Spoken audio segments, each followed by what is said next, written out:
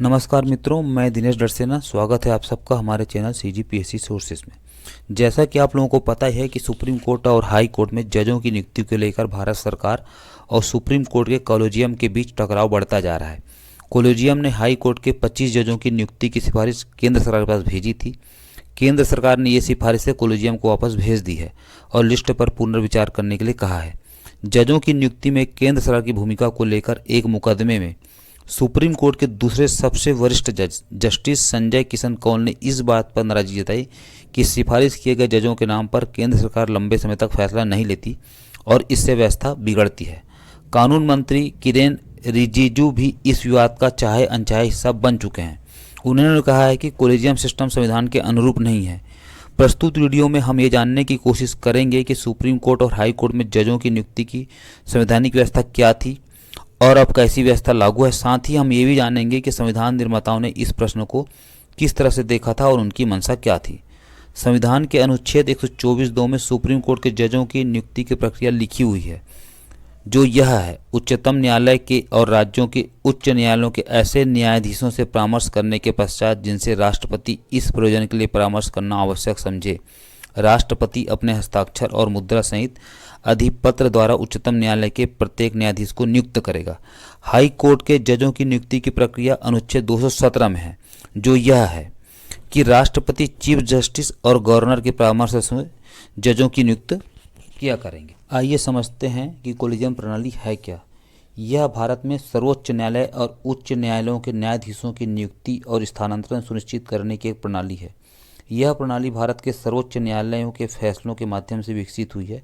यह न तो वैधानिक है और न ही संवैधानिक निकाय है।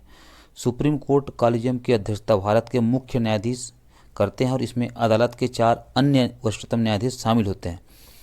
हाई कोर्ट कॉलेजियम का नेतृत्व उसके मुख्य न्यायाधीश और उस न्यायालय के 4 अन्य वरिष्ठतम न्यायाधीश करते हैं।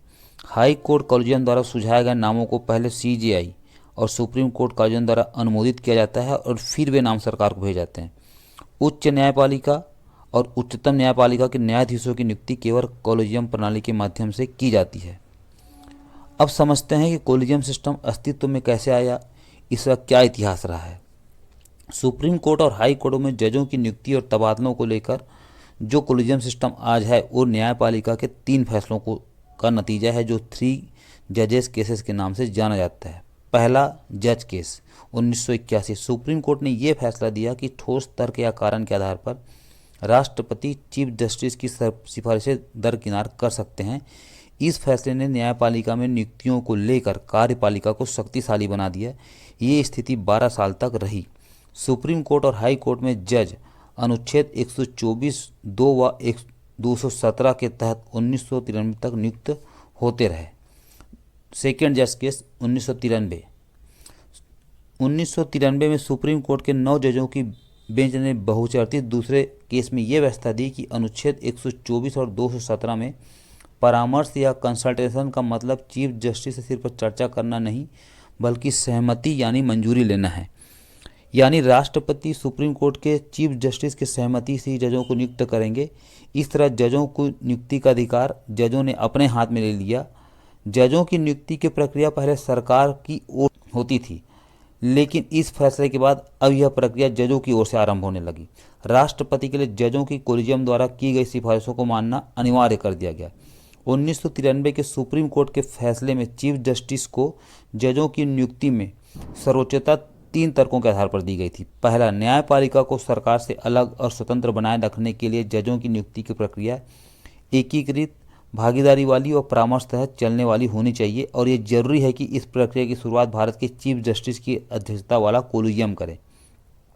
दूसरा, अनुच्छेद 124(2) और 217(1) में चूंकि परामर्श के बाद लिखा गया है, इसलिए जजों की नियुक्ति में राष्ट्रपति की सर्वोच्चता नहीं है। इसका मतलब ये भी है कि प्रधानमंत्री और मंत्रिपरिषद की सलाह के तहत चलने वाले राष्ट्रपति उच्च न्यायपालिका की नियुक्तियों का संचालन नहीं कर सकते। तीसरा, चूंकि जजों की इस बात की बेहतर जानकारी होती है कि किस जज की नियुक्ति की जानी चाहिए, इसलिए उनका परामर्श अनिवार्य है और उनकी सलाह को राष्ट्रपति खारिज नहीं कर सकते। इस फैसले ने जजों की नियुक्ति की संवैधानिक प्रक्रिया में बुनियादी फेरबदल किया था। यह सबसे महत्वपूर्ण जज केस था। तीसरा जज केस 1998। यहाँ कॉलेजियम में कुछ बदलाव किया गया और सुप्रीम कोर्ट के जज की नियुक्ति करने वाले कॉलेजियम में सुप्रीम कोर्ट के चीफ जस्टिस के अलावा सुप्रीम कोर्ट के 4 वरिष्ठ न्यायाधीश शामिल किए गए। 3 जजेस केस फैसला समझने के बाद समझते हैं कि संविधान और सुप्रीम कोर्ट। 26 जनवरी 1950 को संविधान लागू होने के 2 दिन बाद 28 जनवरी 1950 को सुप्रीम कोर्ट बनाया गया। इससे पहले इसे फेडरल कोर्ट ऑफ इंडिया कहा जाता था, जो कि 1 अक्टूबर 1937 को अस्तित्व में आया था। संविधान के अनुच्छेद 141 के तहत सुप्रीम कोर्ट द्वारा घोषित कानून भारत की सीमा के भीतर सभी न्यायालयों पर बाध्यकारी होगा। संविधान सभा में क्या हुआ था?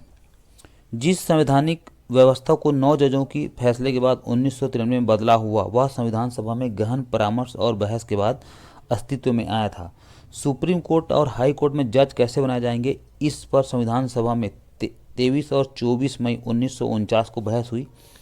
अनुच्छेद 124 संविधान के मसौदे में यह 103वां अनुच्छेद था में बी पोकर साहिब मद्रास मुसलमान संविधान सभा की कार्रवाई में ये नाम ऐसे ही दर्ज हैं ने 2 संशोधन प्रस्ताव रखे थे। पहला प्रस्ताव था कि जजों की नियुक्ति की प्रक्रिया की शुरुआत सुप्रीम कोर्ट के चीफ जस्टिस करे। दूसरा प्रस्ताव यह था कि राष्ट्रपति जजों की नियुक्ति चीफ जस्टिस के सिर्फ परामर्श से नहीं, सहमति से करे।